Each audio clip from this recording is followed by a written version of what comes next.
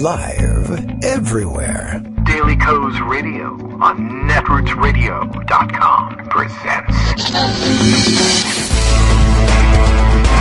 David Waldman, Kagro in the Morning Show.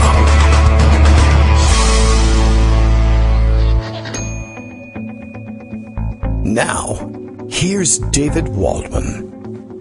Hey, good morning, everybody. How's your day going? Not so smooth so far for me, but okay. All right, a little throat clearing. That ought to do it for the rest of the day. Probably won't happen again, right? Good morning. It is Monday, February 24th, 2020, and time for yet another show. And losing track of time as shoving the kids out the door for school this morning, and my wife for a dentist appointment. She's on her way back. I should probably hit the dentist today as well. Having I've successfully survived. Yesterday was my wife's birthday. We went out to dinner. It was very nice. I was commenting on Twitter last night, the unusual occurrence. I probably didn't even mention it on here. I'd been trying to cut back on sugar intake, trying to really eliminate it as much as I could, just to give it a shot. It's not something that I had to do medically necessarily or anything like that. Just thought, read a lot about it. I should give that a try. Probably a good health idea. See what it's like to wean myself off of it. And everything was going pretty swimmingly. Didn't miss it too terribly. And then birthday came up, out to dinner. She wanted to order the beignets for dessert. I thought, that sounds like it's kind of off the menu for me, but you can't really just not participate. So I figured, there's like 5 or 6 of them in this order here. I will eat one, and that will be it. And I was able to do that. I mean, I didn't have to go back. I was proud of myself for that. But boy, really, as soon as I ate it, I was like, oh, this is going to be a mistake. And then the rest of the evening, my head's buzzing, and I was really just surprised at how strong sugar really is. Which, even though, in making my decision to do this, I was pretty much aware of it. All the writing about it says that that's the case. Anyway, it was just sort of surprising to see, but I've survived. I'm okay. And I was a little worried. There were a couple other people on Twitter who said, oh, yeah, I went through that. I did that, and then I ate some sugar, and I had a headache for 2 weeks. And, oh, my gosh. Well, normally I don't have reactions like that, luckily, to food. I don't know exactly what it is.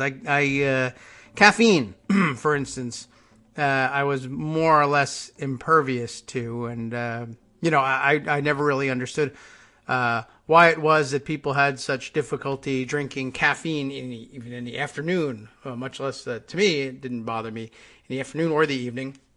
And as a kid, anyway, when I guess nothing bothers you, I would drink Coke or caffeinated beverages or whatever, late into the night and then go to sleep, and everything was fine. So I never really got that thing. I was lucky there. And also, really, mostly as a young adult, never really felt the need for coffee in the morning either. And somebody kind of turned me onto it when coffee became gentrified and fancy. I'm like, okay, very nice. And then when I dropped it, I said, okay, I have a headache now. But then pretty soon I didn't. So I thought maybe the sugar thing was going to be more or less the same, and it kind of had been. But luckily, no huge headache, just a weird night's sleep for a number of reasons. Anyway, and then a little bit late getting things started this morning, but I think things are mostly under control. It was a weird weekend, wasn't it? There's lots to round up, of course. Greg Dworkin will join us. As it turns out, there was some happenings in Nevada over the weekend. Big boxing match, as it turns out. Honestly, on Saturday, when everybody was sort of freaking out for various reasons over the Nevada caucuses, which, as it turns out, they're still counting. So in that sense, caucus is still not great, but I think it mostly held up my contrarian view that the Nevada caucuses weren't going to be a logistical nightmare that called all of the results into question, and the thing would collapse of its own weight, as was said to have happened in Iowa, has, I think, pretty much held up. I don't think they've had the disaster there that they were worried about. And it may be just because people, in many cases, abandoned the use of the app. Every report I saw had precinct captains trying to call in their results, and then when it didn't work, they resorted to an already existing app, their phones and text apps on their phones. They just took pictures of their worksheets and texted them in. That seems to have taken care of things. The other thing, of course, were the results, and we can talk about that And, there's lots of reactions to that, of course. I'm not disturbed or worried any more than I usually am, just because there's like background radiation. I am a Democrat, and being disturbed and worried about things is a natural state. But beyond that, not too worried about things just yet. Lots of reassurances out there for anybody who's worried. I don't know if you're actually if that's your first thought. I don't know if there's any reassuring you just yet, but we'll see as time goes on. But I was really mostly interested by the fact that I went out to pick up some food from a local place on Saturday night, as it happens, the sports bar place, and it was jammed, and I could hardly even get in the door to pick up my takeout food. And I realized that it was really interesting that the place was packed, and for the first time I've ever seen every screen in the place on one event, and it was this boxing match, about which, of course, I had heard nothing. I don't really follow boxing, and I was thinking, how amazing would it be? I mean, big-time boxing matches are very often in Las Vegas. I wonder if this one is too. How awesome would it be if, all my loser election nerd friends were focused on Nevada, that the only thing happening here now is the primary elections, and literally the rest of the world, pretty much. I mean, there were also millions of people who didn't care about either of those two things. But just how many people there were in the world jammed into bars all over the place to see the pay-per-view televising of this boxing match, which it turns out wasn't even as exciting as people probably hoped it would be. But, rematches rarely are. And I understand this one was kind of lopsided. This was a rematch of a fight that had been really close the first time around, and so everyone was excited, and it wasn't quite as close this time. Somebody got clobbered. And the guy who won it was a guy by the name of Tyson Fury, which either has to be fake or is just the most fortuitous boxing name of all time. I don't know. It reminds me very much of the Wayne's World, Saturday Night Live Wayne's World, poking fun at Wolf Blitzer, calling him Howitzer Explosion Guy. But Tyson Fury, that's a hell of a boxing name. But that's what went on for the rest of the world in Nevada, and I think they hardly noticed that there was a caucus going on there. Many people didn't. Greg did. Greg Dworkin is here. Good morning, Greg. How are you? Good morning. We're just fine. Thank you. Good. Excellent. I understand there's a pandemic on the way, so watch out. Oh, yeah. Amazon is delivering that, and, I have Prime, so it should be here in a day. Excellent. Yes. If you don't have Prime, it's going to take you a few more days to get there. So right, South Korea is infected. Italy is infected. The stock market is crashing. And good morning. How are you?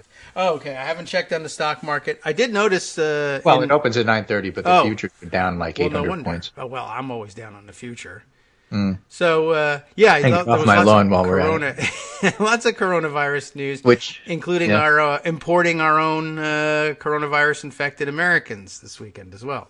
Yeah, against medical advice. And so, there's a whole bunch of stuff that's going on that isn't particularly reassuring. But again, a reminder, pandemic means geographic spread. It has nothing to do with and doesn't say anything about severity. Excellent. It doesn't seem to be the most severe of viruses, but it is not good. And it's going to have a major effect on the economy, and it's already closing down supply chains. Yes. And it's going to hurt the medical community because masks are in short supply. China's trying to eat them all up, and not send any here. Drugs, there's at least 100 drugs that are on the supply chain risk for shortages. And everybody laughed at me when I said, look, Trump is doing great. Well, he's not doing great. He's actually doing the way he always does. Yeah, but the economy is fantastic. Well, we got a coronavirus pandemic on the way. that could cause a recession. No, you're overblowing it. Well, actually, we've never the stock seen that. Market woke up this morning and said, you know what? Maybe. I don't know. And so that's why the futures are down. Okay. Well, we'll see. We'll see about that. I got a nice one here, though. Peter Hotez, who's a vaccine expert, says, is the vaccine to thwart the new coronavirus stored in a Houston freezer? Hopefully it didn't blow up in one of those explosions, because Houston tends to blow up now and again. Talk about howitzer, howitzer explosion. The vaccine, developed by researchers at Baylor College and University of Texas Medical Branch at Galveston, effectively protected mice against SARS, severe acute respiratory syndrome, which is a different kind of coronavirus, for the virus in the same family that spread in the early 2000s. The vaccine never progressed to human testing because manufacturing of it wasn't completed until 2016, way after SARS had burned out. It generated zero interest from pharmaceutical companies, said Peter Hotez, Baylor vaccine researcher and infectious disease specialist. He wears a bow tie, so he must be very smart. Because the virus was no longer circulating, their response was essentially thanks but no thanks. Peter's actually one of the great vaccine advocates in this country. Yeah. And an excellent and superb subject matter expert. But, it's going to take a year for a vaccine. And so, we just have to wait. Scott Gottlieb reports this morning, ex of the FDA. South Korea had 161 new cases and 1 fatality, raising the total to 763 cases and 7 dead. Japan isn't testing and has a high percentage of unlinked cases relative to its total. So Japan may be a hotspot. And then they've got 146 confirmed cases, 7 listed as serious, and they only tested about 1,500 people. And Italy is having a major outbreak, too. So that's your pandemic news for the morning. It's not a pandemic yet because WHO hasn't said so, but eventually. Korean stock markets are getting slammed. Worst thing is volumes are very heavy. Oh. And a volume is extrapolated to top 1 billion shares by the close for only the 6th time in the last 17 years. So it gives you an idea of the worldwide ripples, shall we say. We won't say panic yet. We don't like that word. But people are quite concerned about it. And so that's what's happening. Just pay attention. There's nothing to do about it at this point. Just learn to wash your hands and not stick your finger in your nose. And, chill. Okay. Well, we just sit here and wait. I did see somebody saying, pandemic probably coming, no way of stopping coronavirus is the way they were putting it. I say vote measles. We can all, back one centrist disease instead. So I think there's plenty of time to... No, it would be worse if there was a measles pandemic. But we have a vaccine for that, so there won't be. Okay, of course, some people don't vaccinate themselves, so, maybe there will be. But this whole thing is complicated. It is, so just do what you're told, okay? All right. Yes, okay. Well, I'll be washing my hands. I'll probably wash my neighbor's hands, Get your finger out of your nose. Right. Election day is coming. Wash a neighbor's hands. Get your finger out of that guy's nose. That's right. Honestly. And don't put anything else in So let's turn to politics. All right. Okay, and let me start by saying that today's Pundit Roundup was the case for Bernie. Oh, yes, right. I saw you tweet that. Well, I thought it was, important to make that case. Why not? Many people before I do, though, let me just add this. Mangy J said 2 tweets here, which I think really encapsulates my view. She speaks for me. I feel like there's this weird misconception where Bernie supporters think that normie Dems are terrified of the policies rather than being terrified of him as a candidate, as well as other process issues if he were to win the presidency, like the elevation of abusive people. Like no one is sitting here quaking in fear that Medicare for all will pass or that people will get free college. Some might not think those proposals are reasonable, but it's not like typical liberal Dems fear them. We just don't want to lose, and we want to do as much good as we can. It's that simple. Okay. I added it's that simple, but it really is that simple. Very good. So the whole thing is about, look, I just want to win and I want Trump to lose. So when Bernie does stuff that makes me think that he's not doing as well at outreach as you could, people bring it up. That's why it's not the people on Twitter who may well be trolls. It's the surrogates, the paid ones. The ones that go out of their way to say, we don't need you. Oh, yeah. Follow us or get out of the way. Well, that's not the way you grow your experience. So let me just add the bad side, but then I'm going to spend mostly on the good side. All right. So Debbie McCarcel Powell, Debbie for Florida, is a Florida Congress critter. First-generation American, Latina, mother. As the first South American immigrant member of Congress who proudly represents thousands of Cuban Americans, I find Senator Bernie Sanders' comments on Castro's Cuba absolutely unacceptable. Yes. The Castro regime murdered and jailed dissidents, caused unspeakable harm to too many South Florida families. To this day, it remains an authoritarian regime that oppresses its people, subverts the free press, stifles a free society, weren't too good on the gays. Yes. And, for Bernie to say good things about Castro is a bad move. On the other hand, and there's always another hand, Dave Wasserman points out, top Dem contenders would have totally different electoral college routes versus Trump. Sanders, Rust Belt revival, Michigan, Pennsylvania, Wisconsin. In other words, kiss Florida goodbye, because you're not getting Florida, Bernie. Bloomberg, Sun Belt surge, expensive, heavily metro states, Florida, Arizona, maybe Texas. Okay. Biden, less clear, but he has to compete everywhere. Yes. Right. So that's the strategy behind all of that, if you want to call it that. But Axios writes, as I did this morning, Bernie's path to the presidency. Lots of Democrats are in full panic that Bernie Sanders will win the nomination and get clobbered in the general election and bring the party down. But the evidence, particularly polling, doesn't back those doomsday warnings. Oh. Virtually every national and swing state poll shows Sanders tied with or beating Trump. And unlike every rival, he has a huge base of fervent, unshakable supporters he can only grow. He can only grow if he grows. Well, yes. Okay. Just the fact, please. A Quinnipiac poll last week showed Sanders beating Trump in Michigan and Pennsylvania. CBS News YouGov poll showed Sanders beating Trump nationally. And in fact, that CBS YouGov poll shows Sanders winning, and I have that almost as the first thing in my pundit roundup this morning, shows him winning in Wisconsin, of all places. Well. Not by a lot, but here's the numbers. But he didn't even go there. Yeah, not yet. So with Michigan, Bernie 48, Trump 41. Pennsylvania 47-45. Okay. Why is Pennsylvania closer than Michigan? Fracking, probably. Western Pennsylvania is not keen on getting rid of fracking. And then Wisconsin, Sanders beats Trump 46-44. 46-44. Okay. Right? I wish so those were basically all final the numbers. exact same numbers as Biden. Okay. And they're pretty much the same numbers They're as the same people. All right. So again, you're talking about generic Democrat beating Trump by a few points in the key swing states. You also have, if the presidential election were held today, who would you vote for? This is the MSN, the Microsoft Network tracking poll. All right. Let's just open it up and get the exact most recent numbers. 51% Democrat, 41% Republican. That's a 10-point lead for essentially generic Democrat. At this point in time, Hillary Clinton had an 8-point lead on Trump. So just to put those polls in perspective, they don't tell you everything. They do tell you something. Obviously, things changed. So the polling doesn't suggest the Democratic collapse. Comments that Bernie made about Fidel Castro do suggest that Florida is getting more and more difficult to win.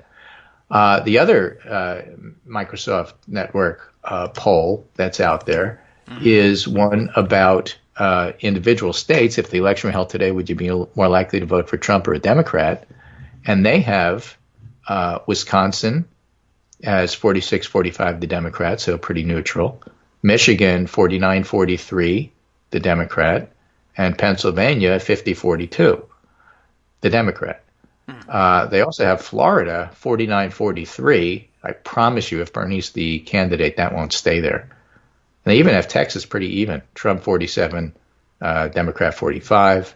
Arizona, Trump 47, Democrat 45. So those look pretty realistic numbers. And, again, not a disaster. Okay.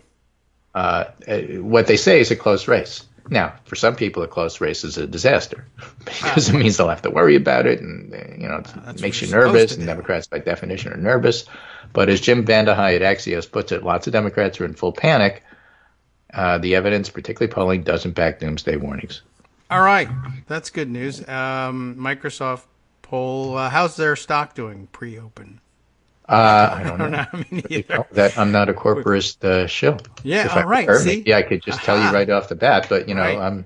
Maybe we'll ask what's his name, Jim Yellen, screaming, raise his arms guy. Yeah, right. I don't know. Okay. Jim Cramer, he would know. I wouldn't know. I just if there's a bad poll, check the stock on the polling company.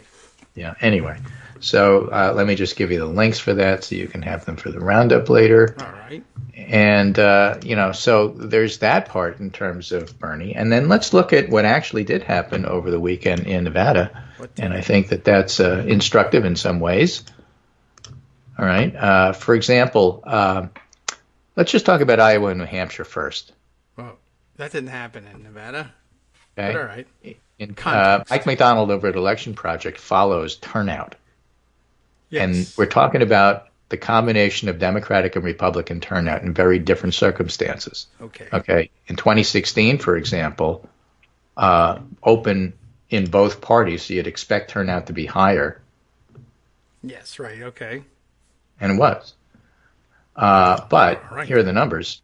So in 2016, Iowa had 15.7% of the voter-eligible population turnout, and in 2020 it was 9.1%. In contrast, New Hampshire in 2016 had 52.4% of its voter-eligible population turnout, and in 2020 it was 42.4%. Mm-hmm. So again, it's hard to compare apples and oranges because you had completely open primaries on both sides. Right. And you don't have that this year. You have an open primary, but Trump is like 88% a winner. But my point is that look at pick a year, 2020, for example, 42.4% turnout in New Hampshire, 9.1% turnout in Iowa. To me, the numbers scream, get rid of caucuses. Oh, yeah, that's true. Right? I mean, that's the main takeaway I get from all of that. The numbers aren't fully in Nevada, but look at some of these numbers that were provided by the state, not the academics, neutral guys, but the state party in Nevada, the Democrats, said this. 3 important data points Ayman Mohyeddin summarizes. Turnout was nearly 16,000 higher than in 2016 for the Democrats. Mm-hmm. Okay. 35% of Nevadans who caucus were non-white, according to Entrance poll. A lot of people hate the non-white designation because it treats Latinos and blacks as the same group, which they're not. It is odd, isn't it? And a majority, but it's white versus other, if you want to think of it that way. 35% of Nevadans were caucus non-white, and a majority of Nevadans were first-time caucus goers. That's great. Yes, I mean, once you've seen it. You never go again. It's like Times Square at New Year's. Yeah, right? okay. I mean, ask a New Yorker if you've ever been there, and they'll look at you and say, once. Right, by accident. Never again. Okay. No bathrooms, you can't get out. And at 12:07, the place is deserted and a mess. But nonetheless, that's what it is, and that's encouraging. Yes, it is. I was very encouraged. Actually, one of the most uplifting things I thought about the weekend, if you weren't, I don't know, maybe not for everybody. I heard lots of great reports about Latino turnout and support for Bernie Sanders, which was nice to see, nice to hear about somebody engaging there. And, as a matter of fact, look at this one. Ryan Struck, who's a producer for CNN, says Hispanic voters under 45. Yes. In Nevada. Okay? Yes. Sanders, 69%. That's your, people Biden, say that's 8, nice. Buttigieg, 7, Warren, 7, Steyer, 5, Gabbard, 1, Klobuchar, 1. We were waiting for a more diverse state to come after Iowa and New Hampshire. It came. He conquered. Yeah. And I mean, under 45 among Hispanics and Latinos, that's your demographic. That's your growth demo there. Right.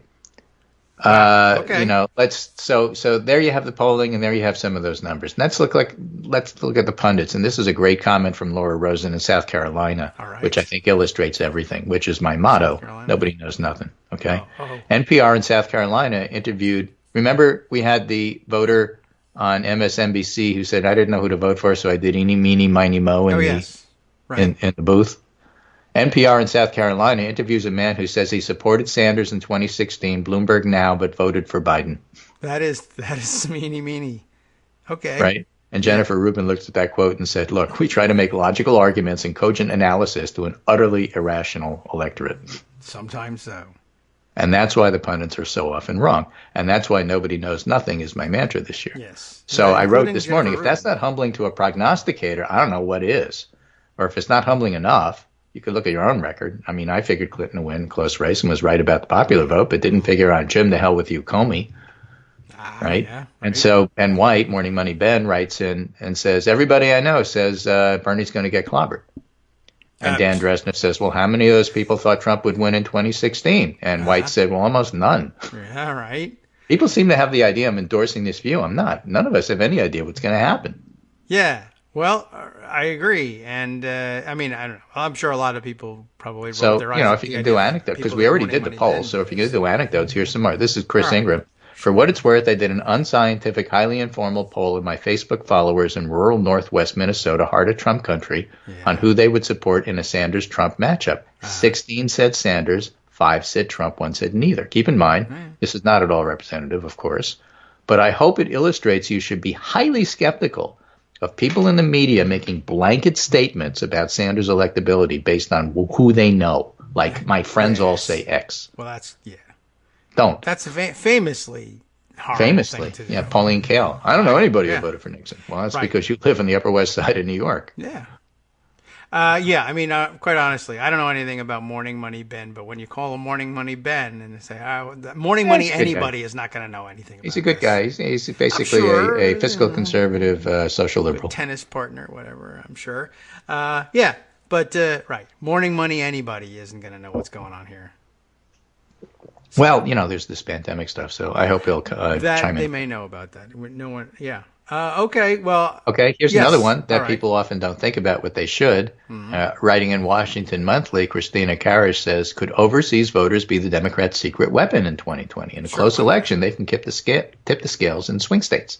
Oh. It's not an idea that comes from nowhere. Overseas voters helped decide an election before in 2000. Both George Bush and Al Gore's campaign hinged their victories on a small number of absentee ballots in Florida that were mailed from outside the U.S. Remember we were counting those? Yeah. Okay, yes. Right? Bush's unofficial lead was around 300 votes at the start of the 18-day recount. Campaign tried to validate the highest number of ballots possible in counties he had already won while seeking to disqualify Gore ballots and seeking to disqualify overseas ballots, and it seems to have worked. When faced with intense pressure from the GOP, Florida officials accepted hundreds of overseas ballots that failed to comply with state law.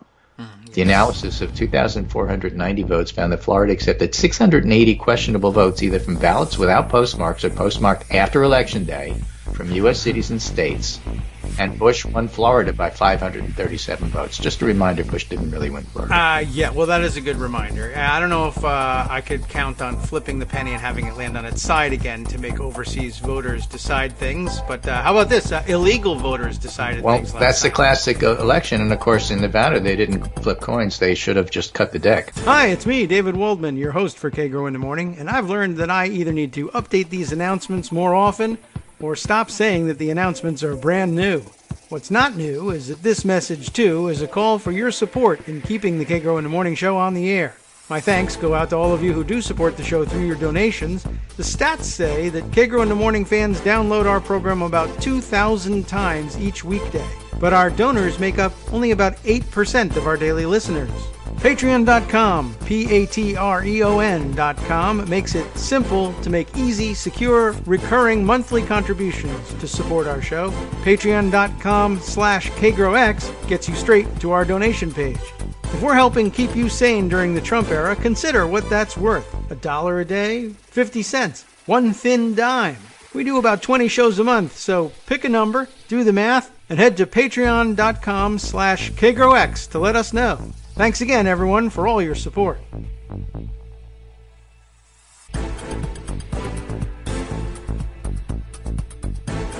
Welcome back now to the Kagro in the Morning show here on Netroots Radio. Greg Dworkin still with us. Oh my God, Bernie!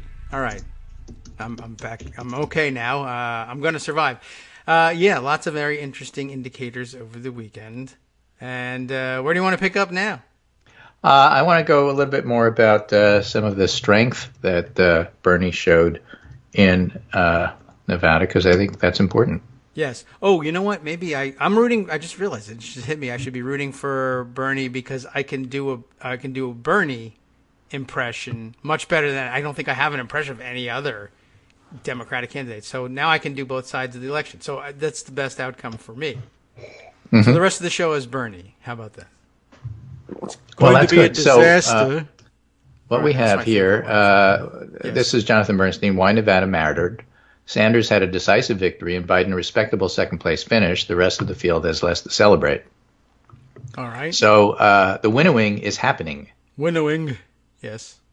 Okay. The Biden finish was diminished in part because Sanders had such a good day, but also the way they report things. Yes. Okay. By vote, Bernie got, something like 38%. But by delegates or state delegate equivalents, whatever they were doing, it was 47. So when you report to 47, it seems like it was a huge blowout. Right. It was a solid win. Well, but Biden actually did okay, and he's got Clyburn's announcement Wednesday that Clyburn will be endorsing Biden, and then we have South Carolina. So you really have to wait till after South Carolina to see where the field stands, Bernie's doing great, but Biden's still alive, even if on light support. I see him. And the question is going to be how well he does in South Carolina or not. Everybody else really is not doing well and maybe should get out of the race. I'm sorry. Okay. People want to vote for Elizabeth Warren. Vote. Go ahead. Do that. You'll be able to do it on March 3rd. It's not going to do much good. She could survive until March 3rd if you need to have something to come out. But her surviving means, yes, and Amy Klobuchar surviving means, and Pete Buttigieg surviving means Bernie's got a clear field. If that's your goal, fine. Okay. You're not going to vote strategically, at least to understand the ramifications of what happens next. I'm not telling people not to vote for her. She can stay in for as long as she wants. It's her right and not mine to call. However, if you want an alternative to Bernie Sanders, it's bad planning. Tulsi Gabbard. No. Right, Mike Bloomberg, forget about it. Right. But, anyway, so Bernie's got a path, and so he's on it, and we'll see what happens after that. So this is ABC News. Yeah. With help from Latino voters, Bernie Sanders hits the Nevada jackpot. Sanders also ran competitively in the state against unaccustomed support groups. For example, Latinos joined Sanders' brigade in Nevada, the most diverse state, giving him 51% of their votes. Yes. Pretty good in a 7-candidate race. Sanders fell off sharply among blacks at 27, but that was good enough for second place behind Biden. A reminder that blacks and Latinos, lumping them in as non-whites, not the same thing. Biden's single best group was black voters. The Vermont senator won 29% of whites, easily first in this group among a group of 7-candidate race.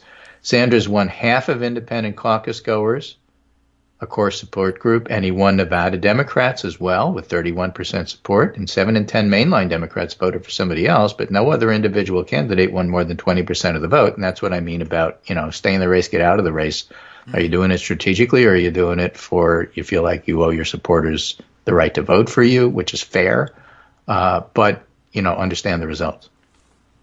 Yes. Okay. By the way, also interesting coming out of Nevada, the number of culinary union workers who said, I don't really care what the leadership of my union says. Well, they didn't endorse anybody, so, given that the culinary leadership knew what the culinary members were going to do, that was a relatively smart move. Yeah. And didn't really matter. I guess you hold off from going in full bore and setting yourself against your membership because that's their constituency too. You only stay culinary union leadership if the culinary union membership tolerates it. Exactly. Stedman asked that Wesley writes from the New York Times, Bernie Sanders' win in Nevada should reshape the narrative about his supporters, and it's a wake-up call to rivals who have ignored warning signs. If the Bernie bros are real, so are the working-class Latino moms who put them over the top in Nevada. So that's important. And again, if you're going to expand your base by getting other people besides Bernie bros, that's a wonderful thing for Bernie, and it's good for the party, and it's good for everybody. It's good for the country. All right. Again, I'm making the case for Bernie today. Okay. That's today. All right. New York Times, how Bernie Sanders dominated in Nevada. A multiracial coalition brought the senator's long-promised political revolution to vivid life for perhaps the first time in the 2020 race. So you can see how these narratives are spread, at least for a week. Yeah, that wasn't the now narrative. Let's move from the pundits to the so-called establishment. The ones that Bernie runs against, which is really bad because we're part of your base if you recruit us. Well, rather than say, we'll get out of the way, we're going to run over you. So the center-left establishment, for example, Paul Waldman, the question whether a Bernie nomination hurts down-ballot Dems is complicated and very uncertain, but acting ashamed of your party's nominee because they're further from the center than you is bad politics and something Republicans never do. Republicans have all kinds of incredibly unpopular positions, tax cuts for the rich, cutting off insurance, but they all agree that conservatism is awesome and everybody should embrace it. Imagine if Democrats did the same thing about liberalism. Well, we don't like that. Right? Paul Krugman. I'm more concerned about electability and if he does win, squandering political capital on unwinnable fights like abolishing private health insurance. But if he's the nominee, it's the job of Democrats to make him electable, if at all possible. To be honest, a Sanders administration would probably leave center-left policy wonks like me, Paul Krugman, out in the cold, at least initially. Yeah. But it's no time for self-indulgence and ego trips. Freedom is on the line. which is a great line. If you're considering Mike Bloomberg, how could you in the end not vote for Bernie? Because you're trying to stop Trump, and it's about electing a Democrat. So, but unity is a two-way street, and the moderates are there for the asking. And as our friend Charles Gaba, the health wonk, says, assuming he pulls it off, I have only one ask of Bernie supporters. I know you'll show up to vote for him. All I ask is you also show up and vote for every other Democratic nominee up and down the ticket, whether you consider them to be progressive enough or not. And that includes Abigail Spanberger. Yeah, I guess so. And Elise Lotkin. Yeah. And all those folks. Well, those will be the ones on the ballot, presumably. Yeah, they're the ones that helped impeach Trump. Just suck it up and vote for them and make that part of your message, not we're going to run over the establishment. That's stupid. Now, that may be something you do eventually. But, yeah, I mean, I think the wise, exactly. You don't have to do it right now. But for Bernie, do it right now, it's better. I don't know. The wise thing for Bernie to do is to say... otherwise, everybody's going to write off Florida and other states.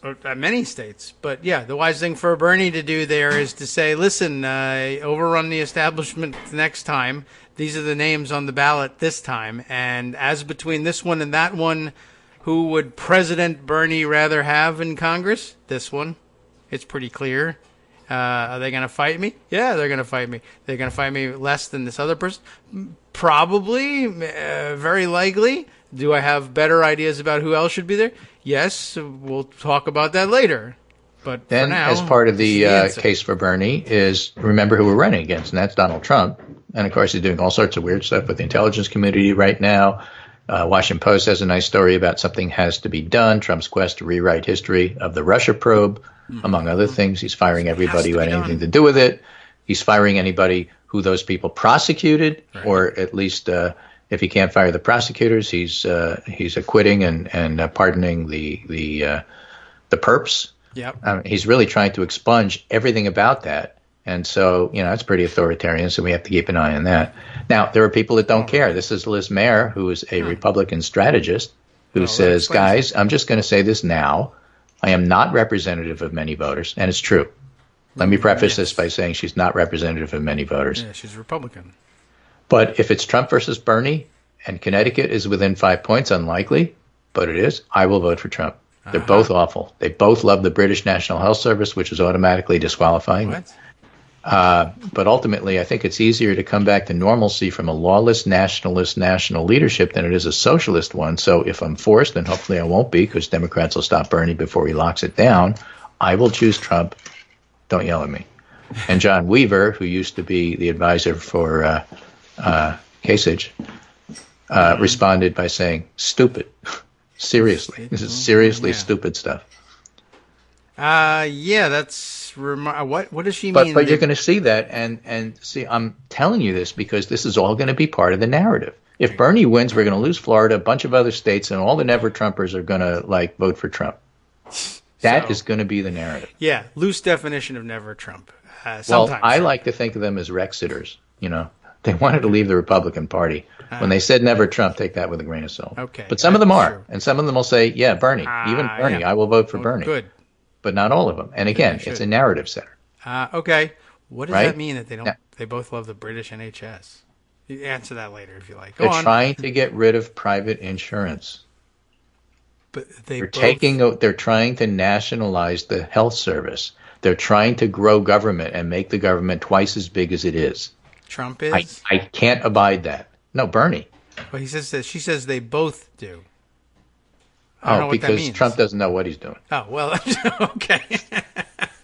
Well, Trump's an idiot. Right? He's trying to get rid of Affordable Care Act, and that's only going to drive people to nationalize everything, in her view. Okay. She's nuts. No, she's nuts. But, people with voices and megaphones help set narrative, and that narrative is going to be out there. Now, she has another point to make, which I think is a very interesting one. Oh, all right. Not being a consultant for any Democratic campaigns, I can't say definitively, but some thoughts. Trump clearly prefers to run against Bernie or Warren. Note that there's been very little oppo dumping on Warren. What little of it there is has been coming from other places. Okay. Meaning Bernie. Oh, I see. So if he's an oppo gold mine, Josh Barrow asks, why haven't we seen that oppo? All right. And she said, well, other Democratic candidates are afraid of alienating him and his supporters, so they haven't dug and pushed. Other Democratic candidates only started taking him seriously about a week ago. And campaigns have finite resources. You train them on the people you're worried about and who you think will win. That's how come they were all dumping on Bloomberg at the last debate. I figured they'll dump on Bernie this one. Okay. Nobody, apart from yours truly and team, meaning Liz Mayer, did oppo on Trump in 2015 and 2016 either. He wasn't taken seriously, and Hillary Clinton wanted to run against him. All right. I do know of one prior Democratic presidential campaign that has done the oppo because I've seen it. The question is, do they think it helps or hurts politically to get it out there now? What I can say is this former candidate's team hates Sanders more than they ever could. I'd bet dollars they vote for Trump over Bernie faster than I ever would, even under the very implausible situation I described, where they're within 5 of each other in Connecticut. And one final reason, this might surprise you, but some presidential campaigns suck at oppo. Some think it's just highlight bad votes, not aspects of personal behavior. Some of them are just bad at it. The keep in the vote is an important strategy that campaigns ought to master if they want to do things well. The Republicans have mastered it. They disguise it in all sorts of ways, including just cleaning up elections and helping everybody to get voter IDs so everybody knows who you are. No, it's keeping the vote. And oppo research is part of that, keeping the vote, by demonizing your opponent so that even if I'm bad, that other guy's worse. Okay. Or they all do it, and that's the Republican thing. So it's just interesting, not dogma, not gospel, but interesting to hear it from a Republican perspective. People like Rick Wilson and Liz Mayer have no moral standing, no moral grounding, no center. So they aren't bothered at all about oppo research, whether it's real or whether it's not real, and they're not bothered at all about dumping it. So It's just interesting to hear, because those are the folks that the Republicans hire. Yeah.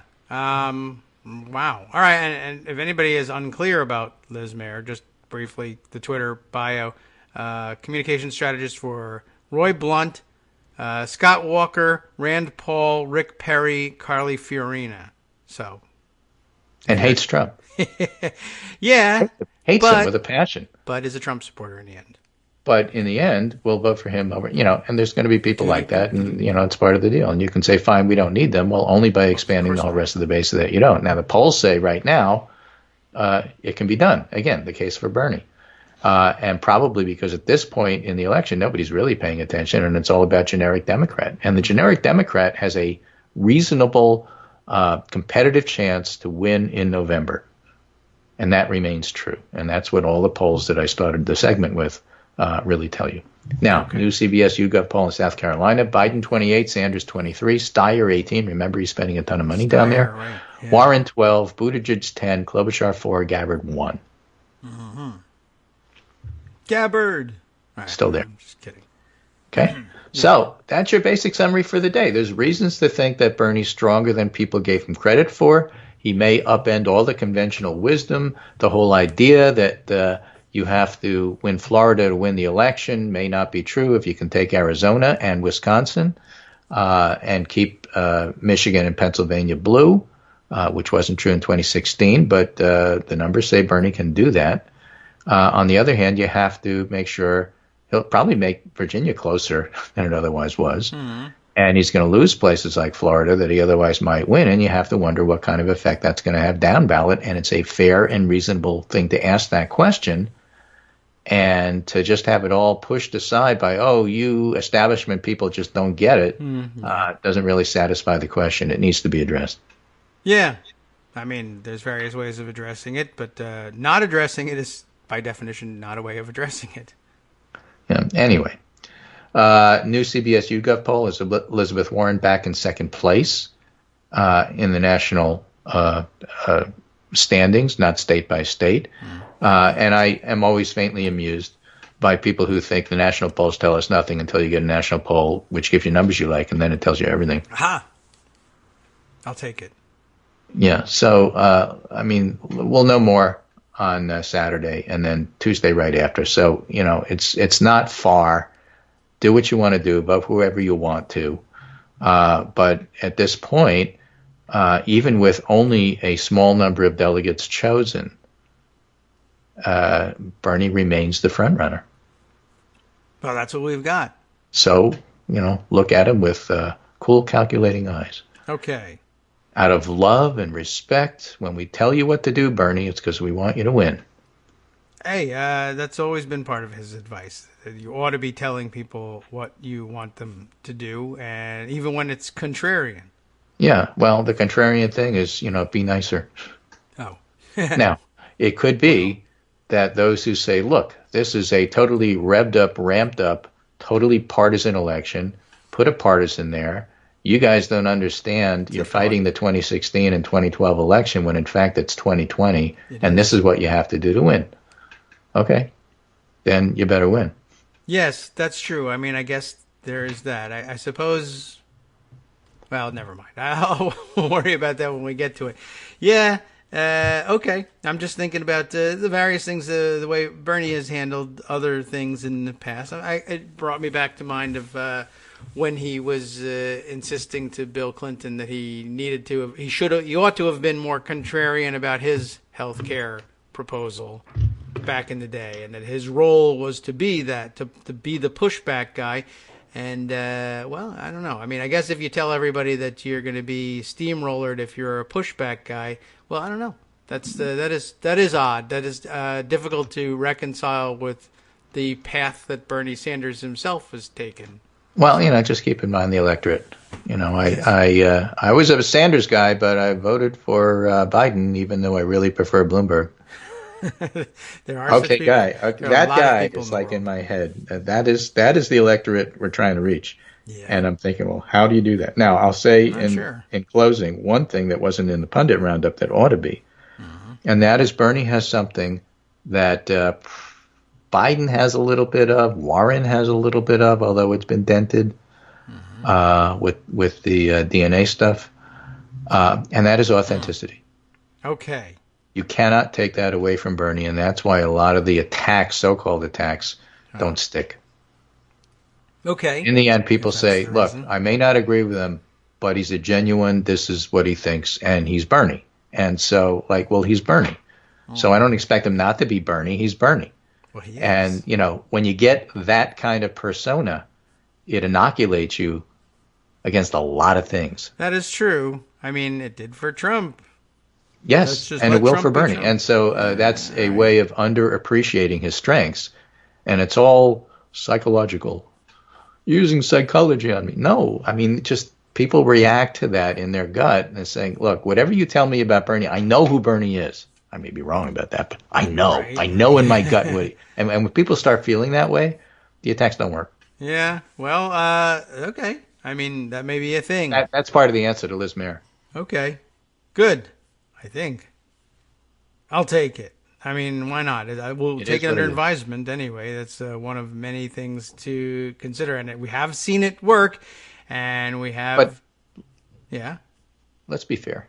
All right. That's what I think, David. What do you think about what I think? Well, I don't know. I think it's worth. I'm certainly. I like that point. I actually think that's a good takeaway. That well, if Trump, I suppose, has taught us anything, and it's not that you want to take his lesson and apply it necessarily, but it does tell you something about it, about well, how likely it is that the illogical will happen, I guess.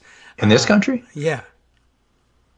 Pretty likely. Yeah, I would guess so, right? I'm taking away, I like that point about just that when you have that certain sort of personality, when you really think that I know who that person is despite what's happening or despite what other people are telling me or despite what my own two eyes tell me, then weird things can happen about which it becomes extraordinarily difficult to predict anything from a traditional model.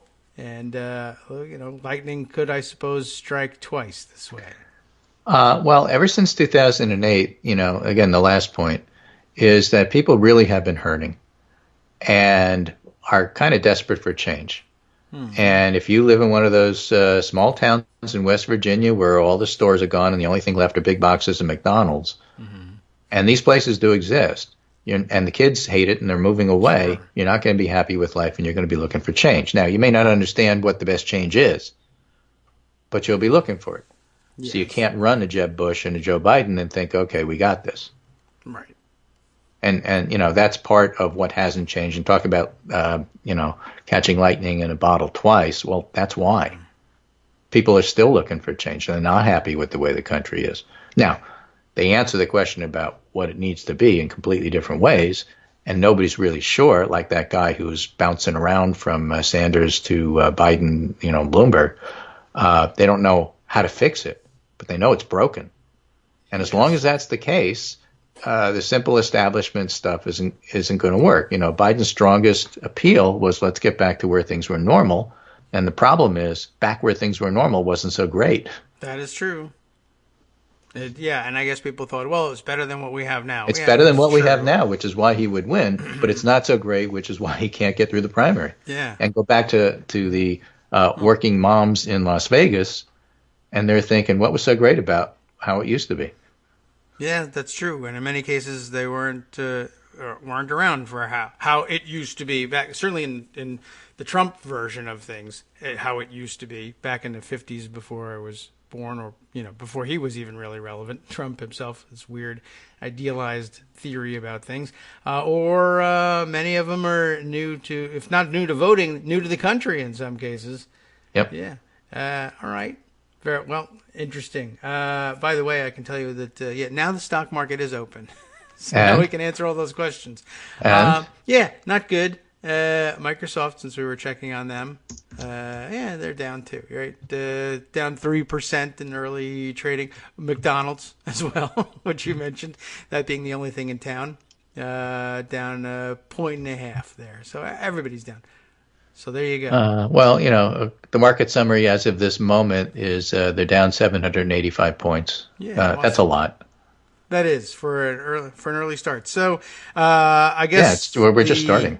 Yeah, they were very anxious to get off to a look what Bernie Sanders did to the stock market start of the day, I guess. So they're going to fulfill that prophecy for us. But these things do have a tendency to turn around rather quickly too. But the plunging stock market overseas isn't going to help it turn around quickly. This is going to be a down day. Now, it may not be as far as this, but okay. What we have to watch for is the program trading going to click in, and then are they going to put a cap on that and say we're going to suspend the market until people turn off their programs? Not at 700. So not at 700, but again, it's 7, only 10 o'clock. It's only 10 o'clock. That's true. Trump is out of the country as well, and that may ease things, or he might chime in at some point. Or let's put it this way. The futures had fallen 1.4%. We're already down 2.71. Yeah. Well, you got to catch up on those. Right. So the future is now. Right. By the way, one of the best comments about Trump being overseas that I saw, where did I see this thing? One of the late night TV writers. I guess he's in India, in case you didn't know where he was, where we had sent him off to this time. Right. No hamburgers in India for him. Right. That's like a big deal. He can't have his overdone steak with ketchup, and he can't have his hamburgers. I don't know what he's going to do. Modi is a vegetarian. I did see somebody saying, I've never seen, the comment about his trip to India, I've never seen Trump eat a vegetable. I don't know what he's going to do while he's there. Yep. However, the better line I saw was, last time Trump was this close to the Taj Mahal, it went bankrupt. So that's pretty good. Well, he's at the real place now, but probably teetering on the edge of bankruptcy anyway. But I wonder whether he's got, I bet that comes up. I had a casino, they called this. Okay, right, we heard about that one. I believe he's already bragging about crowds in the millions lining up for him in India, which, they do have millions of people, that's true. I don't know whether they don't have any stadiums that hold that, but that doesn't matter to him. So, okay. Yep. Well, let's you're already doing your day trading, I can tell. I am. Okay. Excellent. I am. Fighting with the computer here. All righty. Well, take care, and I'll talk to you on Wednesday. All right. Very good. We'll do that, and by then. And then I'll ask you again what you thought of what I said. Tulsi 2020. Yeah. That's what's important. It's your show. Right. What did you think what I said? I didn't. What did you say? I don't know. I have a recording of it. I'll listen to it later. What, you think I listened to myself? I don't know what's going on. I can hardly hear myself over myself interrupting you. I know. I have to go listen to the show later to see what I said. That's usually true. Okay. All right. Very good. Talk to you Wednesday. Thank you. We'll do that. And let us know how everything goes, how the stocks go. Okay.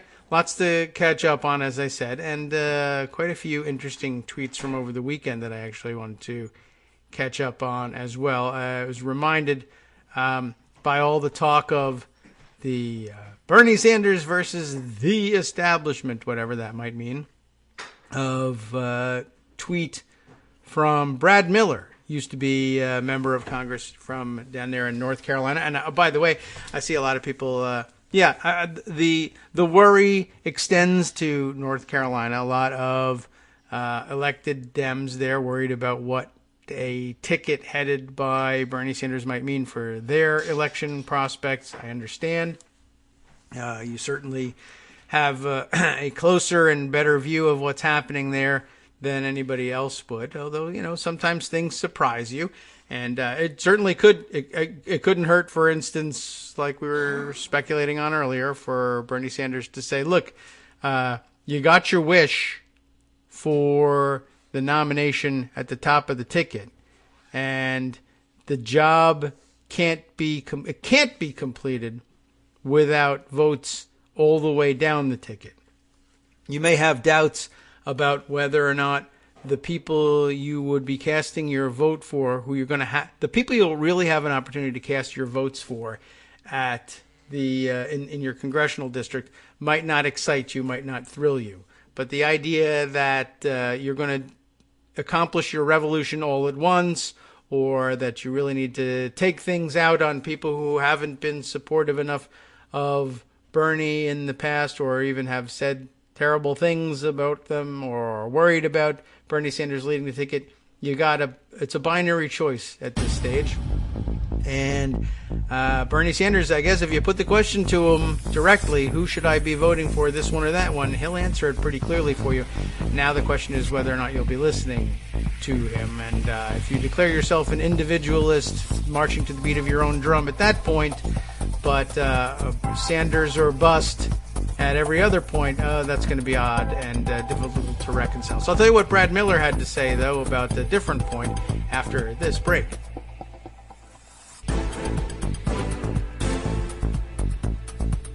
Welcome back now to the Kagro in the Morning Show here on Netroots Radio. Let's see if we can't put together something more of a cohesive program here. I did want to give you the comments of Brad Miller, which I thought was very interesting and worth listening to. He was just, I guess, tweeting in response to the generalized, but not specifically assignable necessarily, so don't get upset, sentiment of anti-establishment, anti-establishment sentiment. And then I was thinking of that old stupid anti-disestablishmentarianism thing. How do we pare that down to what this is? But Brad Miller represented, what district was it in? I should look that up. In North Carolina for a couple of years here. But he's just sort of pointing out the real world impact of running around either saying or simply retweeting attacks against the Democratic establishment. Brad Miller just saying, I was elected chairman of my county Democratic Party in 1985 when I was 31. So one of those young whippersnappers who today likes Bernie Sanders, right? So 1985 again. I did unglamorous work for Democrats of all stripes. I was the Democratic nominee for Congress or the legislature in every general election in his district for 2 decades. And, as he says, I opposed every one of these policies. Which policies is he talking about? He's talking about the tweet from Sam Stein, I guess, trying to grapple with the Bernie Sanders phenomenon in general and saying, if you really want to understand Bernie's rise, you really need to revisit the Obama years from 2009 to 2011. The roots of it are all there, and there might be widespread agreement, particularly among Bernie's online fandom, because this would be formative times for them. But of course, I mean, we all love Sam Stein, but I've had my fill from this weekend, certainly, if not well before, of if you really want to understand, oh, you know what? I mean, I do, but I don't know if this is going to do it or not. I mean, there's a point to be made, but if you really want to understand something, my guess is that you're going to have to go beyond whatever number of characters Twitter gives you, even in a Twitter thread. There's an awful lot. It's a complex situation, which is what I ended up saying about what Brad Miller had to say. Anyway, Sam Stein begins by saying, if you want to understand Bernie's rise, you really need to revisit the Obama years from 2009 to 2011. I was there, of course. I remember it, and I still didn't come away saying, yeah, you know, Bernie Sanders actually is the way I would want to go here. But anyhow, what happened, he says, with the TARP, right? The Troubled Assets Recovery, I don't remember exactly what it stood for, recovery program, the bank bailout, the Bush tax cuts, the failure to prioritize homeowners in the recession's aftermath, the debt ceiling standoff, and the floating of Social Security cuts. This is the brew of Bernieism, he says. It's no accident that his 2010 filibuster, yeah, we could talk about that one, was a launching pad. But he was smart about it, making just enough of a stink without being the skunk at the party. He earned credibility with his nose-holding votes for the Affordable Care Act and didn't stand out for his oppositional ones, and he wisely pitched himself as the Democratic, capital D, reformer. And, of course, many different sorts of reactions to that brief thread of comments. But here's where Brad Miller launches into it and saying, well, you know, okay, he's reacting to, here's what happened with the TARP, with the Bush tax cuts, the failure to prioritize homeowners in the recession's aftermath, the debt ceiling standoff, floating of Social Security cuts. This is the brew of Bernieism, right? Brad Miller pointing out again, I was elected chairman of my county Democratic Party in 1985 when I was 31. Did the unglamorous work for Democrats of all stripes. I was the Democratic nominee for Congress or the legislature in every general election for 2 decades, and I opposed every one of these policies. Just pointing that out. I mean, he's as Democratic establishment, I suppose, as you could get, but I opposed every one of these policies. And, you know, but I don't know, conducting politics via Twitter, if that's what's really happening, of course, relegates him to the scrap heap or puts him in line for the guillotine or whatever. And, you know, okay, come on now. So he goes on to comment. So which wing of the party should I claim, or which one claims me? Either. And then, of course, mentioning, hey, Democratic, quote, insiders. When fellow Democrats criticize you as smug and inept, it may not be because we're disloyal. It may be because you really are smug and inept when we need you to be humble and competent. Well, we will see. All right. But I thought that was sort of an interesting take on things. There's a lot of people who have put an awful lot into building the vehicle that Bernie Sanders now intends to use to campaign for the presidency and making it a machine competent to the task of elevating a Democratic nominee, even if he comes from well outside the party and has held himself out as separate from the party for many years, or even if it's been an on and off relationship with the party. The machine is built to elect the person selected, and it doesn't exist outside of the party. And he could have tried to build a parallel machine, but that's an enormous undertaking. But I'm going to take advantage of that work that you've done. And not only that, but a lot of those people did that work as in the name of the establishment of the Democratic Party, even as the people who became Bernie Sanders supporters condemned the positions of supporting TARP and floating Social Security cuts and not paying enough attention to homeowners in the wake of the recession. Yes, there were people who did that, but there are also people who are in in line for their execution. As I guess this is like the favorite of the really serious sort of trollish Twitter fans. Tweet, and who knows, they may very well just be bots tweeting pictures of guillotines, etc. But there are people in line who voted against every one of those policies as a mainline establishment Democrat, and you should give a second review to things, pick things over just a little bit more carefully. But that day hasn't come yet, and I suppose maybe election day is that time when it comes time to make your selection for down ballot races. So I'll throw that out there too. I thought that was a very interesting point and well worth making and well worth summarizing as generally as possible by saying, there really are an awful lot of people in the world and an awful lot of kinds of Democrat in the world as well. And you ought to take that into account. But, during election time, sloganeering, it's a thing people do. We can forgive that, at least for a time. Okay, let's see. Other things worth bringing up from the weekend. Should I just sort of keep plying through the Twitter feed? So this one, I will say, this was one of the more ridiculous outcomes from the weekend. Who even began this thing? I had to pick up on Nate Silver's tweet being retweeted by others. I didn't see it myself the first time. But let's see. Not the only person I saw expressing this sentiment, but who is this? I don't even know who Jonathan Levine is, but he's a blue checkmark sort of person, and says, if Sanders is the nominee, Trump will win a majority of Jewish voters. Screenshot this tweet. To which Barry Weiss, of whom I am aware, says, that is correct.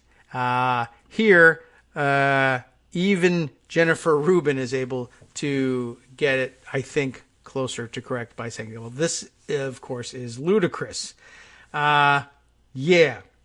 I guess that's the latest thing, too. And I'm sure it's the hope of the Trump faction here that it'll finally come true. But this is like the 15th time in a row that Republicans have come away certain that this is it. Finally, the majority of the Jewish vote is going to swing Republican. And it just doesn't.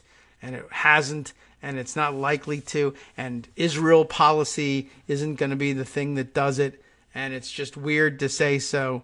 But there's Barry Weiss sitting there at the New York Times insisting that it's correct. That is, she's just got a really small and tight bubble around her head. I don't know what it is. Anyway, Jennifer Rubin getting that, I think, largely correct. I only bring that up because our good Twitter friend Sponson spent a portion of the weekend pointing out to both Greg and to me via Twitter how often and egregiously Jennifer Rubin is incorrect, which is okay because that's most of the time. I didn't exactly know what was going on there, but I began to wonder, did I say something like Jennifer Rubin is smart and ought to be valued in the world? I can't recall it, and I couldn't find anything that said as much. But that didn't turn out to be it either. But yeah, Jennifer Rubin is, she's good for one thing and one thing only, being a Republican who is critical of Trump. So in case you need something like that, if you need to make a criticism of Trump and you're worried for some reason that they will say, yeah, well, of course you'll criticize me. You're a Democrat. You can then say, aha, but this is a Republican saying that. To which, of course, he now says, well, she's another Trumper, so that doesn't count. So it's not even a good weapon. But I don't know. At least she's not on board with that idiocy. But that's beginning to circulate as well. So that among the many weird things that came out of the weekend. Let's see. This too. Right, another good response to Jonathan Levine's weird and stupid tweet. I saw Seth Michaels pointing this one out, just saying, I'm old enough and have worked around politics enough that I remember right-wingers saying this with equal earnestness and confidence about Obama in 2008. That was absolutely the case. They absolutely said that, and they absolutely banked on it being the year that finally things changed, and that from then on, the majority of Jewish voters in America were going to vote Republican, and, it just, again, doesn't happen that way. It's not a realistic thing to think about, and you can stop feeling that way. And in particular about when Trump is on the ballot. It's been a long time coming, and that is, in this case, the opportunity for Jewish American voters to go back to the polls with a referendum on Trump directly on the ballot. And they're not likely to say, well, but Israel. There will be a few, but I also saw some people saying, well, this will widen the rift between Orthodox and Reform Jews in America, and that's a bad thing in itself, and it might there are all sorts of repercussions, and that may be true, but extremely small sliver of Jewish Americans and Jewish American voters, I think in particular, who count themselves as Orthodox and would vote on Israel as the sole question and come out with the conclusion that Trump was actually better for Israel. So I don't really know about that one. It'll be very strange. Look, Mike Musson has I suppose the only sensible answer to this. If Bernie Sanders is the Democratic nominee, he tweets, the mountain giants and dementors will throw their support to Trump. Screenshot this tweet. Yeah, you might as well. We can at least retweet this tweet. Yeah, the speculation is a bad one and difficult to take seriously, to say the very least. However, I was sort of interested in the introduction in Seth's piece there, familiar structure for Twitter. I'm old enough and have worked around politics enough, the old, I'm so old I remember sort of thing. And very true in this case. Definitely the same thing said about Obama. But it made me think too. I was thinking back to, I know we've mentioned it in the last couple of weeks, and it comes up from time to time.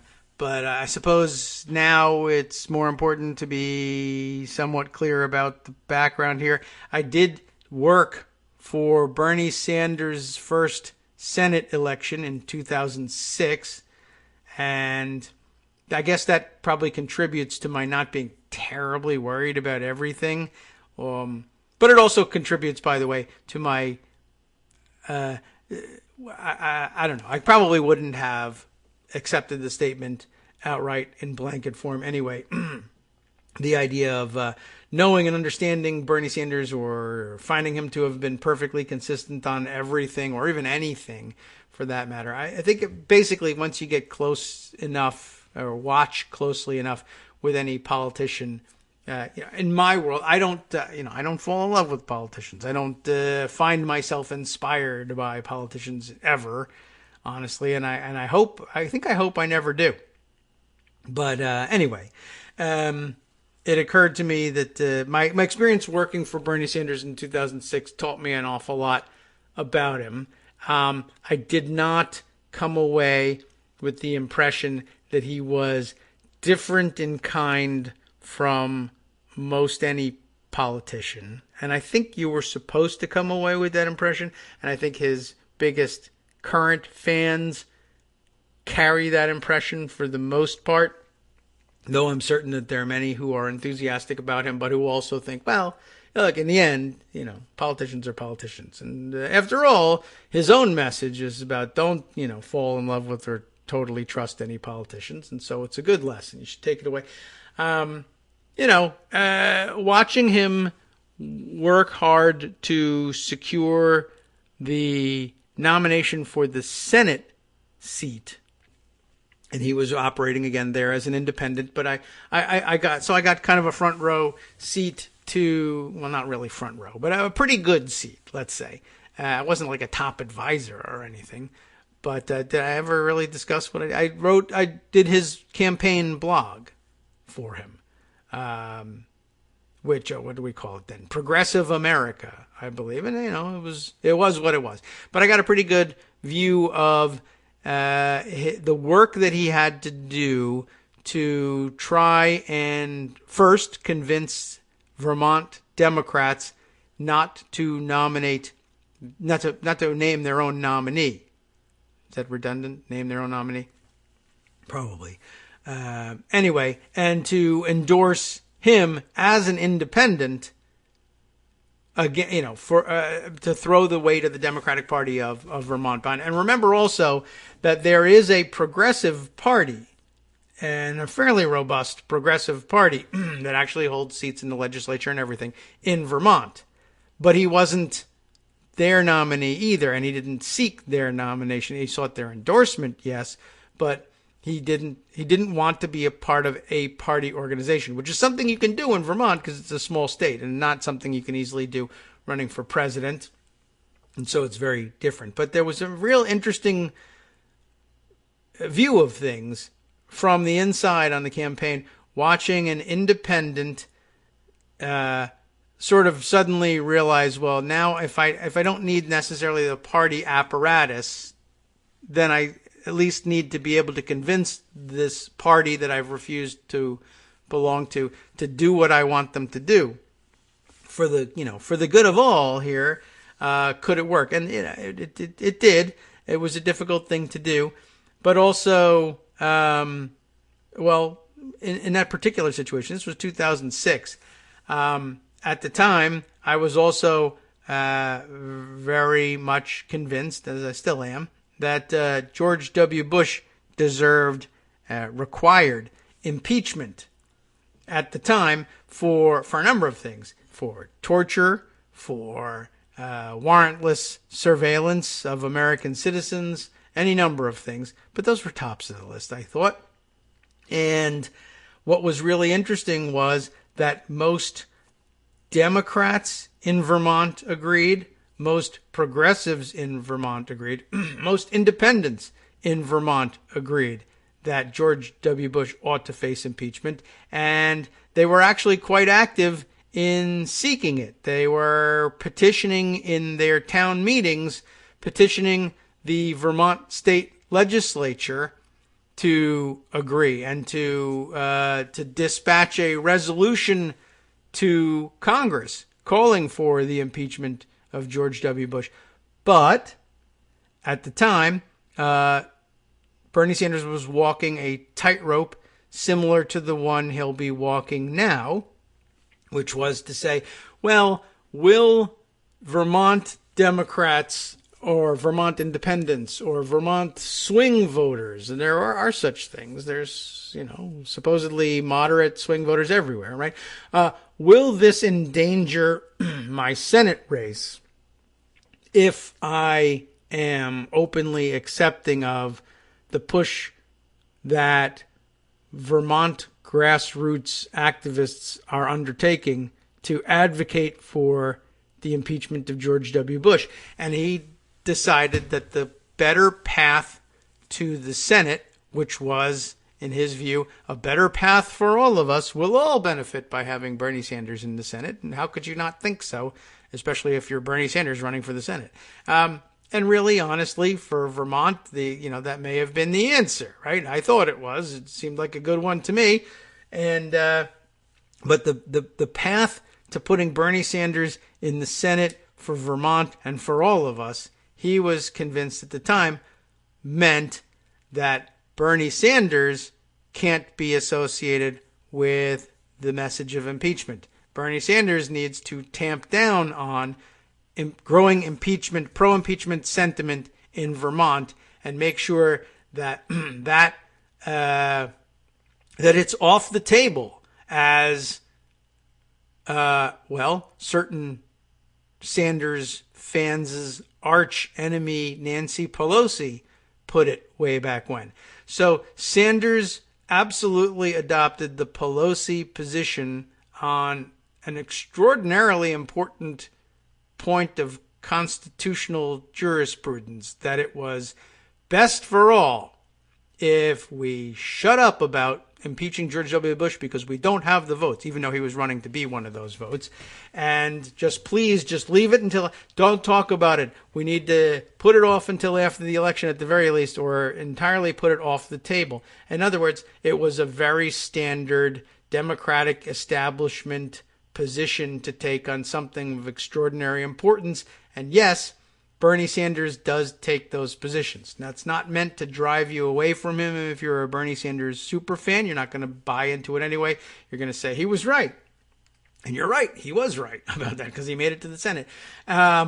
It might, though, be of some interest to people who say Bernie Sanders is incapable of doing the things that you need to do to impose the self-discipline you need to get yourself elected. That's clearly not the case all the time either. He is, in fact, capable of taking very non-Bernie Sanders-like positions for the sake of political expediency to further his cause. Now, of course, the cause he's, like most politicians, best at furthering is his own, but, that's part and parcel of being a politician. Again, if you don't believe in yourself, then you got no business asking other people to believe in you either. So that's the best and most general way I can put it. But it was a very interesting thing, and it got me in a lot of trouble because on my own personal time, I was very much an advocate for pursuing the impeachment of Bush, and very much an advocate, therefore, of what was going on the grassroots level in Vermont, trying to get those resolutions passed on. Not that they would do these things. It wasn't going to change things. It wasn't going to find us the votes. But, just as we did this time, I was glad finally this time around with Trump to see the temporary, anyway, death of the "we don't have the votes" excuse for running away from advocating for an impeachment that we knew Republicans were going to quash in the Senate vote. But it was very much a live and active excuse back then, and they relied on it successfully to duck the issue. At the time, that was something that was, I thought, just as necessary as it was this time, and I wish they had come to the same conclusion. But because impeachment sentiment was viewed as, radical, crazy liberalism, and something that, believe it or not, I guess Bernie Sanders at the time thought he could put some distance between himself and, right, by saying, well, this one I don't particularly care for, and I don't think it's particularly effective, and we don't have the votes, and we're not going to get there, and so why have that baggage in addition to baggage that I actually really care about, which I can't get rid of and I can't jettison? Why add this baggage? Let's put this one aside and get me into the Senate. And, he did it. So I guess there's a lesson there for everybody. Maybe not. Anyway, that got me thinking over the weekend. It also got me thinking about another thing, which I don't know if I've mentioned on the show, but probably at some point, maybe it came up. But just in terms of maybe another reason why I guess I don't freak out with the socialist label all that often is that I guess bottom line of it, if you want the slogan or the one-liner on it, it is this. I worked for socialist candidates before most of Rose Twitter was born. Does that make me awesome or anything now? Probably not. But I'll just put it this way. And then I'll tell you a story about how things change. The more things change, the more they stay the same. It's not worked for, I wasn't professional. I was an intern. When I was in college, I did an internship during a semester abroad in London, and I worked for a member of parliament, a Labour member of parliament, who was also a member of the European Parliament. And in the European Parliament, he caucused with the socialists. He was a socialist So Labor/Socialist MP/MEP by the name of Richard Balfe. And that was a very interesting experience and my first exposure to the Rose thing. But I learned a lot. Didn't make me freak out. I was an American, certainly at the time. George H.W. Bush was president at the time, too. So I got my time in working for the actual Rose people in 1989, before many of them were born. Now, as it turns out, I told you more things change, the more they change the same. If you look up Richard Balfe today, well, you'll find that he's not quite the same guy. He actually switched parties, became a conservative, and got a life peerage as well. Now in the House of Lords as Baron Balfe. How do you like that? Hi everybody, it's me, David. Let's change things up from the old fundraising pitch for just a minute and talk instead about how you can be a part of our show. If you've got a smartphone or any other electronic recording device, why not sit down and record a segment for us? Read us an important article and give us your take. Read one of your own original essays, or even just give us your commentary on something you'd like to share that's important to you. Then send the file to me at kagrox@gmail.com and I'll try and work it into the show. Short segments, a few minutes in length, are easiest to fit in. And of course, I can't always guarantee that I'll be able to play everything, but if you've ever shouted at your radio or TV about something you wish was being covered, here's your chance to change that. Make the show your own. Send your submissions to me at kagrox@gmail.com.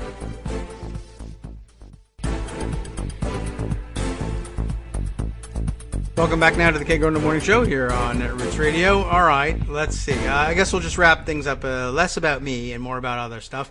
But that was an interesting thing to discover after so many years. Apparently in 2002, Richard Balfe switched to the Conservative Party. I'll have to go back. I didn't follow him for that long after after graduation. Certainly, I checked in every once in a while, so I don't really know what prompted the move. But it's real interesting to look at. 2002 was when he switched parties. He remained, by the way. I mean, I thought maybe, I don't know what happened to him. Maybe he had some sort of, this would have been pretty early, 2002. Maybe he had some sort of Trump-like thing. We do find occasionally here, even in the United States, we have lots of analogs where people say he's... All right, he was representing a fairly solidly working class constituency, and so the labor socialist route made sense for most of his incumbency, which would have been the 80s and 90s. It made sense, but by 2000, I suppose it's possible that the blue collar working class constituency had swung more conservative at that point. So then I thought, well, I wonder how ironic would it have been for him to have been a member of European Parliament for so many years and then switch over to conservative and then become a Brexiter, which, seemed to make sense in terms of a trajectory if you swung hard right. But he remained a Remain campaigner as a conservative as well. So I don't know. It's a very interesting arc. I see if I can figure that out at some point.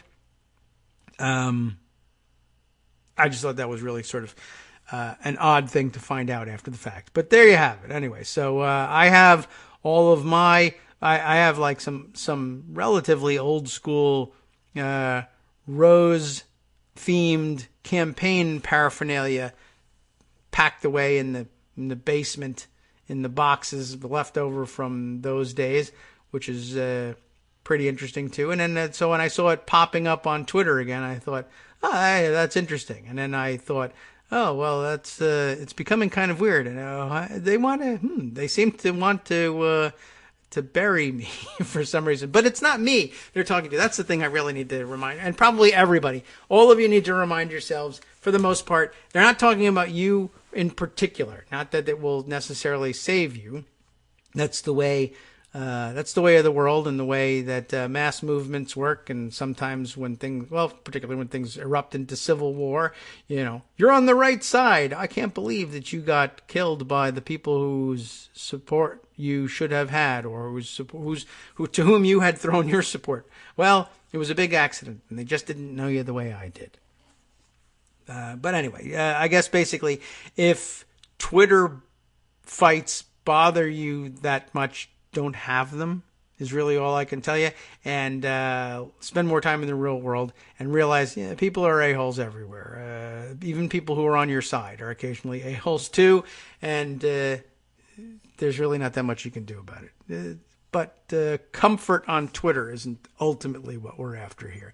All right, let's see. We can move on from this subject to others, although I do want to stop for just a second because Greg has sent me another piece or two. Which ones do I want to include here? I thought this one was interesting. You're just sort of tweeting this one around. Having been dug up here by Youssef Munayir, don't know how he actually pronounces his name, which is too bad because he's like a blue check kind of person. Pulling out from The Guardian, May 2008, the article entitled, Fears Grow That Obama Can't Win. Maybe this is a good way to round off the subject for the day. Paul Harris, writing for The Guardian from New York at the very end of May 31st, 2008, with Senator, I guess we'll read you the subheader too. Analysts believe white working class Democrats will defect to McCain if Clinton is not the nominee. Wow. Okay. Now, a lot of people probably say, Hillary Clinton was circulating this UCI. Yeah, probably true. But don't worry about it. Anyway, the point is relax and listen to the article, I guess, because there will be a lot of people telling you, hey, fears are growing that Sanders can't win. And you'll be able to say they thought the same thing about Obama. That Senator Barack Obama poised this week, that would have been May of 2008, to clinch his party's nomination for president. There are growing fears in some quarters that the Democratic Party may not be choosing its strongest candidate to beat Republican John McCain. Senator Hillary Clinton has been making that argument for weeks. Now, some recent polls and analysis, looking particularly at vital battleground states and support among white voters, have bolstered her case, even as Obama looks certain to become the nominee. Obama supporters reject this argument and point to his record of boosting Democratic voter turnout, especially among the young. But skeptics in the party already nervous about nominating Obama after the furor, they spelled that one interesting, with an E on the end, over outspoken Pastor Jeremiah Wright, remember when that was going to be a thing, are growing increasingly concerned. There is an element of buyer's remorse in some areas. The question is whether it gets really strong now or in September, or even after the election is over if he loses, said Steve Mitchell, head of political consultancy Mitchell Research. Still working? Probably. Another boost to Clinton's case came late last week after a pro-Obama preacher gave a race-tinged rant against her at Obama's church in Chicago. What? Yes, okay, right. Boost, okay. I gotcha. In a recent sermon, Michael Flager, did I pronounce that right? A long-term Obama backer who was white, mocked Clinton as an entitled white person angry at having a black man, angry at a black man having beaten her. Jeez, got to get that sentence right. His angry, red-faced speech in which he mimicked Clinton weeping was played repeatedly across American cable channels and the internet. Remember that one? I actually don't. The news sent shockwaves through Democratic circles. Many had hoped Obama had put pastor problems behind him. Dun, dun, dun. It is more of the same problem as right. It reinforces the image among some voters that Obama does not share their values, said Mitchell. Who is this? Mitchell? Steve Mitchell. I'm just kind of curious here for a second. Is Steve Mitchell a person who's like on Twitter now? I'm just sort of curious, like what would that person be commenting about now? I don't know it's a fairly common name. I don't know if I'm going to get the right Steve Mitchell, but does any like checkmark type persons come up? Steve Mitchell.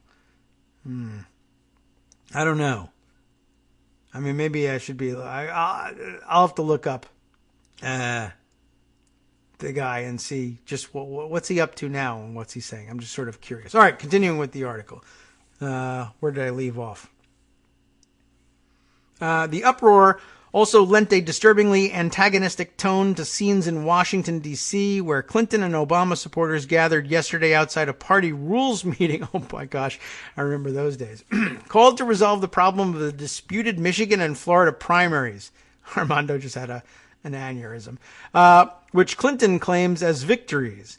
Clinton's supporters chanted, "Count our votes." I mean, I remember... It's just amazing what gets left behind in the memory here sometimes. Okay, Clinton supporters chanted, "Count our votes," which you should do, and waved placards and banners. Clinton wants those states' delegations seated at the Denver convention, even though they broke party rules by holding early contests. Man, wow. Obama is now, to some extent, limping to the finish line. Clinton's refusal to bow out, even though her odds of victory... Now the Sanders people are laughing, right? Clinton's refusal to bow out, even though her odds of victory have become almost impossible, has seen her win several of the most recent contests. In fact, since March 4th, Clinton has won around 500,000 more votes than Obama. That run of victory should easily continue today when Puerto Rico goes to the polls. Wow. And could even extend to the final primaries, South Dakota and Montana, which vote on Tuesday. Obama had been expected to win there, but Clinton has been campaigning furiously, and it could be close. She went to South Dakota and Montana, even those places, but she wouldn't go to Wisconsin. Years later, of course. Clinton has been making the case for several months, as her support has grown even stronger among white working-class voters, that those voters will not support Obama in the general election. By contrast, experts believe Obama's core, educated Democrats and blacks, will remain loyal to the party no matter who the nominee is. And man, be careful with that too. Okay, there is strong data to back that up. There still is. Especially from recent votes in West Virginia and Kentucky, where large proportions of Clinton voters said they would not back Obama in November. There is also a growing fear that many of the women backing Clinton are turning against Obama. Clinton and her supporters have controversially accused their rival and the media of being misogynistic in the last few weeks of the race. That's here too. A recent Pew poll showed Obama's support among white women collapsing from 56% to 43%. And there's a Trump lesson in that too. But the electoral fact remains the same. The dramatic Obama versus Clinton contest is now down to a few hundred uncommitted... Oh my God. Party superdelegates. Oh my head. Who are under huge pressure to make their decisions in the next few days. Senior party figures, including House Speaker Nancy Pelosi, have been working privately to convince them that to make that decision as soon as possible, ideally this week. With Obama's delegate lead unassailable, the vast majority are almost certain to come over to his side.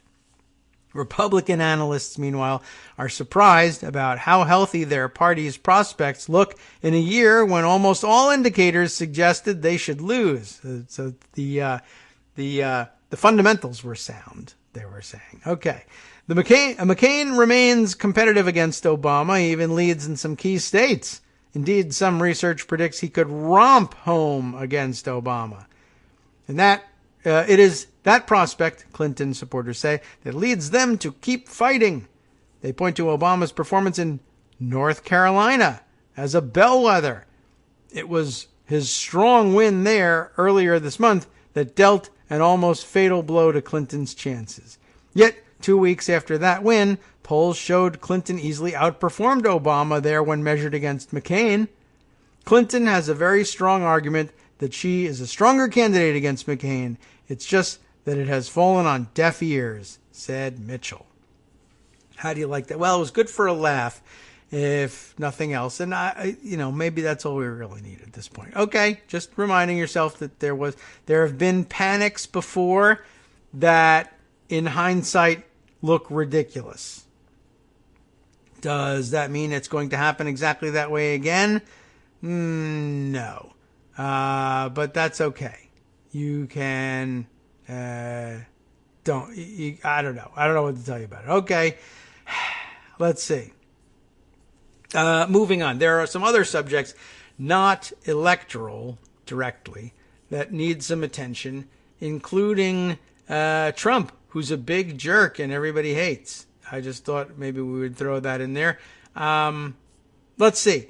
Over the weekend, of course, lots of talk about his moves at the end of last week against the current the then current acting director of national intelligence in order to install Richard Grenell.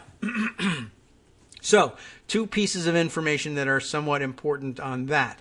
Let's see. There's the larger front, which is that Trump has now got, according to Axios, a deep state hit list. People that he's been told that he wants purged from government in order to make room for Trump loyalists. Jonathan Swan wrote up this exclusive Trump's deep state hit list for Axios.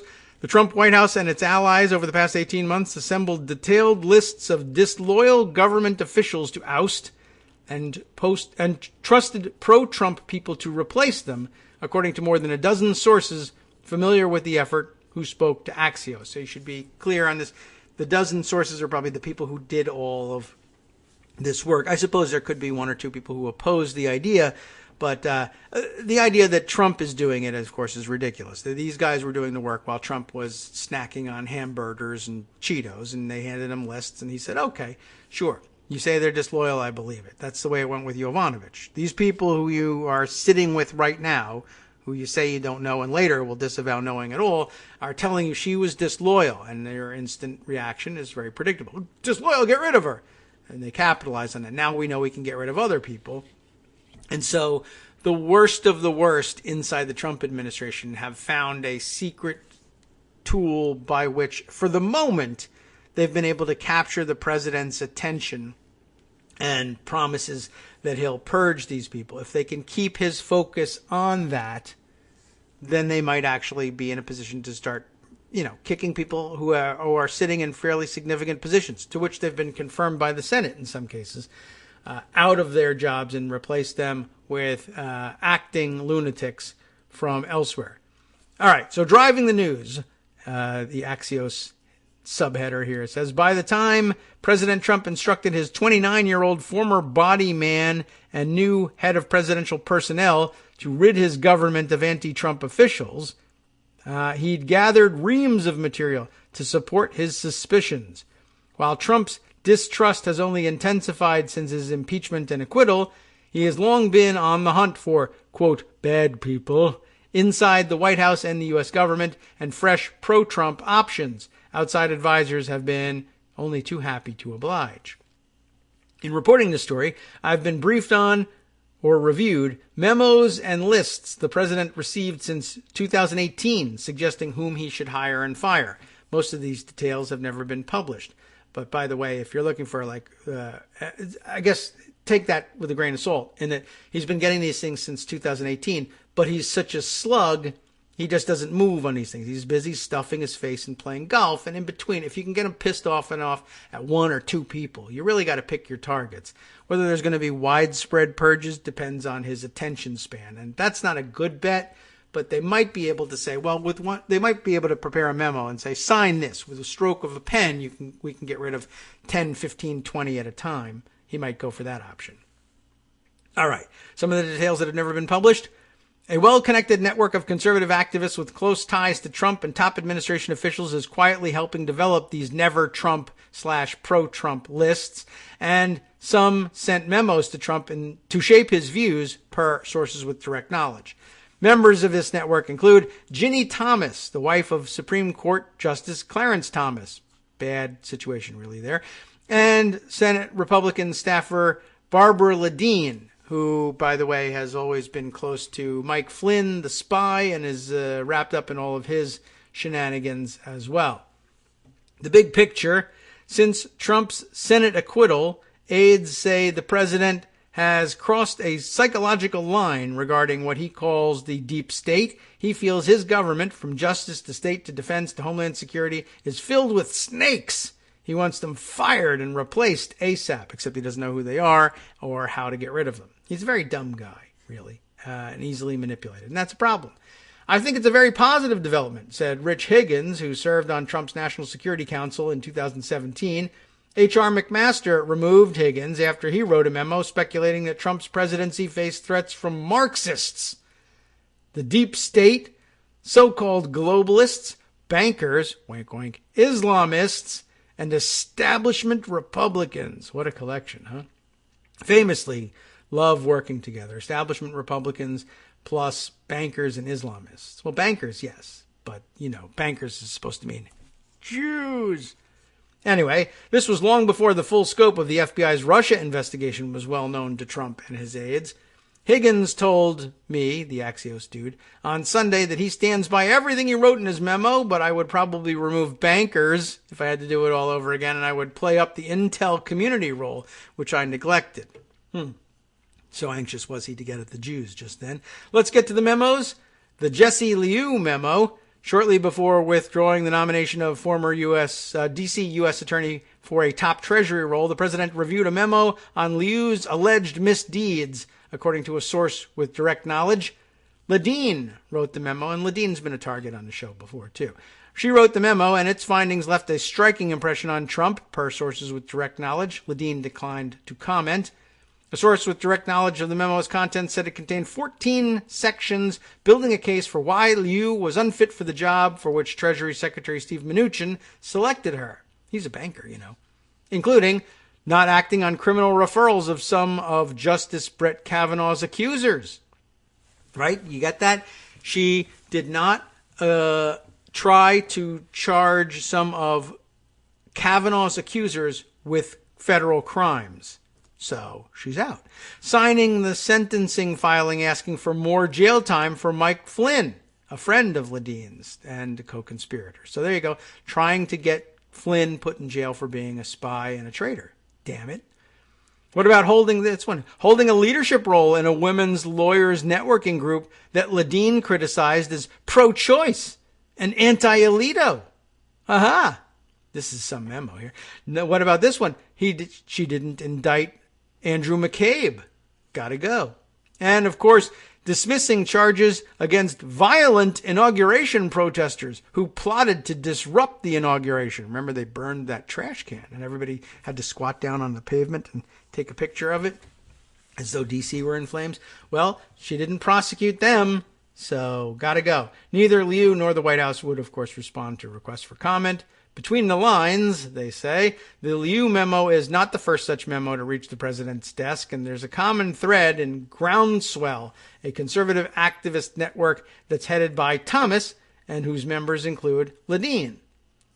Sources leaked me details of two other memos from people associated with the Groundswell network that also caused a stir inside the White House over the past year. Thomas has spent a significant amount of time and energy urging Trump administration officials to change the personnel inside his government.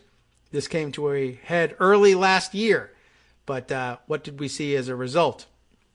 Not too much. Anyway, members of Groundswell, whose members earlier led the successful campaign to remove McMaster as National Security Advisor, meet on Wednesdays in the D.C. offices of Judicial Watch, a conservative legal group that has led the fight against the Mueller probe. No problem with Judicial Watch, of course, being a frequent litigant before the Supreme Court where Jeannie's husband works. Judicial Watch's president is Tom Fitton. He's a regular on Fox News, and Trump regularly retweets his commentary on the deep state. Conservative activists who attend Groundswell meetings funneled names to Thomas, and she compiled those recommendations and passed them along to the president, according to a source close to her. She handed a memo of names directly to the president in early 2019. The New York Times reported on her group's meeting with Trump at the time. The Groundswell memo. The Presidential Personnel Office reviewed Thomas's memo and determined that some names she passed along for jobs were not appropriate candidates. Trump may revisit some given his current mood.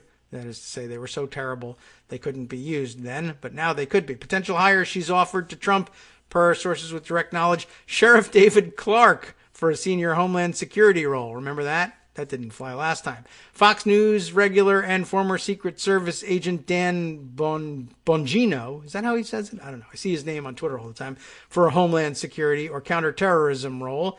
Devin Nunes aide Derek Harvey for National Security Council, where he served before McMaster kicked them out.